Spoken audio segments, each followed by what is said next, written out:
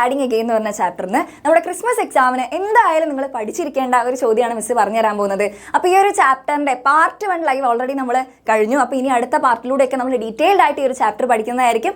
അപ്പോൾ ഇതിന് ഇമ്പോർട്ടൻ്റ് ആയിട്ടുള്ള ആ ക്വസ്റ്റ്യൻ നമുക്ക് നോക്കിയാലോ. എന്താ മക്കൾക്ക് ഇവിടെ കുറേ ഇല ഇട്ടിരിക്കുന്നത് കാണാം അല്ലേ? ഇവിടെ എന്തോ സദ്യ കൊടുക്കാൻ പോവുകയാണ്. അപ്പോൾ ഇവിടെ കുറേ മേശയും കസേരയും അതേപോലെ വാഴയിലൊക്കെ ഇട്ടിട്ടുണ്ട്. അപ്പോൾ ഇവിടുത്തെ ചോദ്യം എന്താണ്?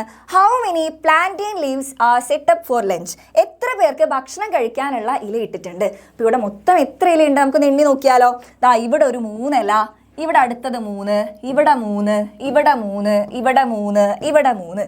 ആകെ മൊത്തം എത്രയുണ്ട്? നിങ്ങൾ കൂട്ടിക്കഴിഞ്ഞാൽ 3 + 3 + 3 + 3 + 3 + 3 ആഡ് ചെയ്യുമ്പോൾ നമുക്ക് 18 എന്ന് ഉത്തരം കിട്ടും. ഇവിടെ എത്ര ഇലകളുണ്ട്? 18 ഇലകൾ. ഇനിയോ അടുത്ത ചോദ്യം, ഹൗ ഡിഡ് യു കാൽക്കുലേറ്റ്? ഇതെങ്ങനെയാണ് നമ്മൾ കൂട്ടിയത്?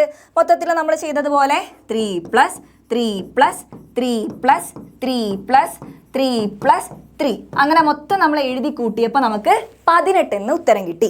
ഇനി അടുത്ത ചോദ്യം എന്താണ് ഇവർ പറയുന്നത്? How many leaves are there on A table? അതായത് ഒരു മേശയിൽ എത്ര ഇലയുണ്ട്? ഒരു മേശയിൽ ഇതാ 1, 2, 3 ഇലകളല്ലേ ഉള്ളത്. അപ്പോൾ ഒരു മേശയിൽ 3 ലീവ്സ്. ഓക്കെ, എങ്കിൽ അടുത്ത ചോദ്യം നോക്കിക്കോ. How many tables are there? എത്ര മേശകളുണ്ട്? ഇവിടെ എത്ര മേശയുണ്ട്? 1, 2, 3, 4, 5, 6 മേശകളുണ്ട്.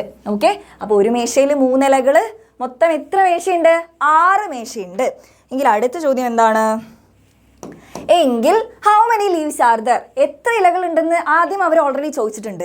പിന്നെ ഒരു മേശയിൽ എത്ര ഇലയുണ്ടെന്നും മേശകളുടെ എണ്ണോ ഒക്കെ ചോദിച്ചിട്ട് പിന്നെ എന്തിനാണ് മൊത്തം എത്ര ഇലകളുണ്ടെന്ന് ചോദിച്ചത്? നമുക്കതിനപ്പോൾ വേറെ രീതിയിലൊന്ന് കണക്ക് കൂട്ടാൻ പറ്റുമോ നോക്കാം. അപ്പോൾ നമ്മൾ കണ്ടു ഒരു മേശയിൽ 3 ഇലകളാണ്.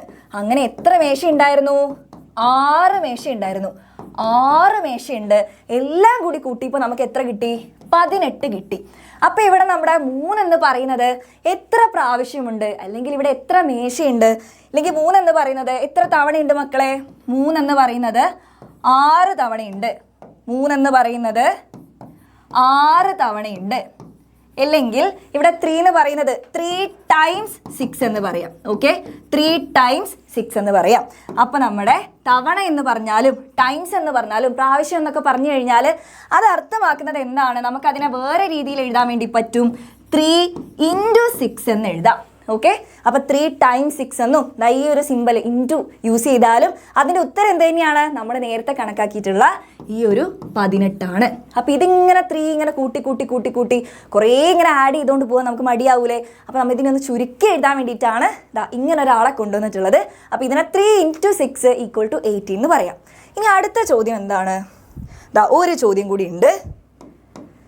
വിത്ത് 1 more table, how many leaves can be set up? ഒരു മേശ കൂടി ഇട്ട് കഴിഞ്ഞാൽ എത്ര പേർക്ക് ഇലയിടാം?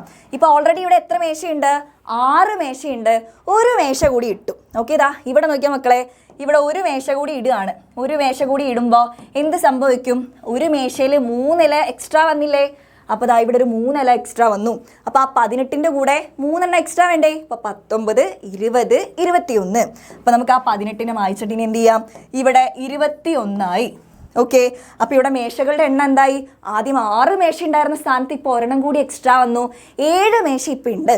അപ്പോൾ നമുക്കിതാ ഈ 6 മായ്ച്ചിട്ട് നമുക്ക് എന്ത് കൊടുക്കാം? 7 എന്ന് കൊടുക്കാം.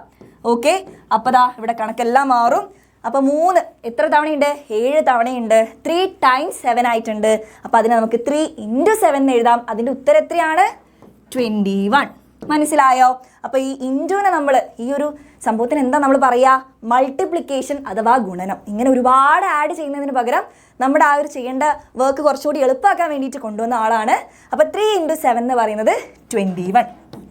അപ്പോൾ ഈ ഒരു ക്വസ്റ്റ്യൻ മക്കൾക്ക് എല്ലാവർക്കും മനസ്സിലായല്ലോ.